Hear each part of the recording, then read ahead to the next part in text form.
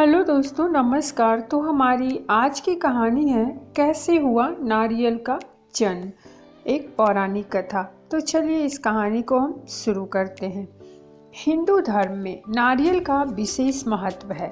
नारियल के बिना कोई भी धार्मिक कार्यक्रम संपन्न नहीं होता है। नारियल से जुड़ी एक पौराणिक कथा भी प्रचलित है, जिसके अनुसार नारियल का इस धरती पर अवतरण ऋषि विश्वामित्र द्वारा किया गया था। आज हम आपको नारियल के जन्म से जुड़ी यह कहानी बता रहे हैं। यह कहानी प्राचीन काल के एक राजा सत्यव्रत से जुड़ी है। सत्यव्रत एक प्रतापी राजा थे, जिनका ईश्वर में संपूर्ण विश्वास था। उनके पास सब कुछ था, लेकिन उनके मन की एक इच्छा थी जिसे वे किसी भी रूप में पूरा करना चाहते थे। वे चाहते थे कि वे किसी भी प्रकार से पृथ्वी लोक से स्वर्ग लोक जा सके। स्वर्ग लोक की सुंदरता उन्हें अपनी ओर आकर्षित करती थी, किंतु वहां कैसे जाना है यह सत्यव्रत नहीं जानते थे। एक बार ऋषि विश्वामित्र तपस्या करने के लिए अपने घर से काफ़ी दूर निकल गए थे और लंबे समय से वापस नहीं आए थे।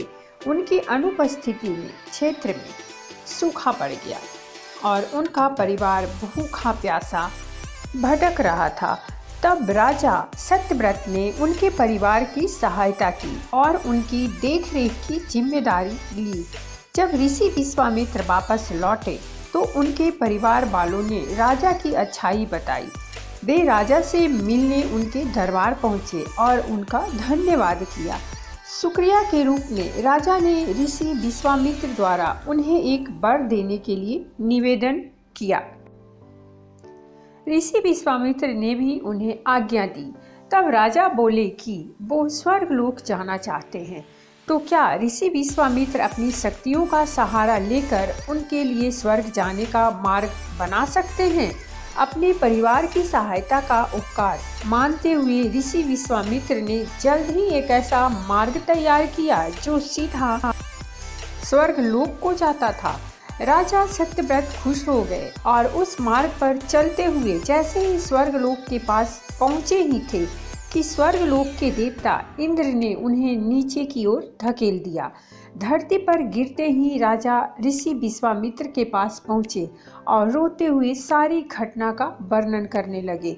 देवताओं के इस प्रकार के व्यवहार से ऋषि विश्वामित्र भी क्रोधित हो गए, परंतु अंत में स्वर्गलोक के देवताओं से वार्तालाप करके आपसी सहमति से एक हल निकाला गया। इसके मुताबिक राजा सत्यव्रत के लिए अलग से एक स्वर्गलोक का निर्माण करने का आदेश दिया गया। ये नया स्वर्गलोक पृथ्वी एवं असली स्वर्गलोक के मध्य में स्थित होगा, ताकि न ही राजा को कोई परेशानी हो और न ही देवी देवताओं को किसी कठिनाई का सामना करना पड़े। राजा सत्यव्रत भी इस सुझाव से बेहद प्रसन्न हुए, किंतु न जाने ऋषि विश्वामित्र को एक चिंता ने घेरा हुआ था। उन्हें यह बात सता रही थी कि धरती और स्वर्गलोक के बीच होने के कारण कहीं हवा के जोर से यह नया स्वर्गलोक डगमगा न जाए।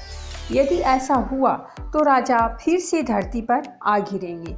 इसका हल निकालते हुए ऋषि विश्वामित्र ने नए स्वर्गलोक के ठीक नीचे एक खंभे का निर्माण किया, जिसने उसे सहारा दिया। माना जाता है कि यही खंभा समय आने पर एक पेड़ के मोटे तने के रूप में बदल गया और राजा सत्यव्रत का सिर एक फल बन गया। इसी पेड़ के तने को नारियल का पेड़ और राजा के सिर को नारियल कहा जाने लगा। इसीलिए आज के समय में भी नारियल का पेड़ काफी ऊंचाई पर लगता है।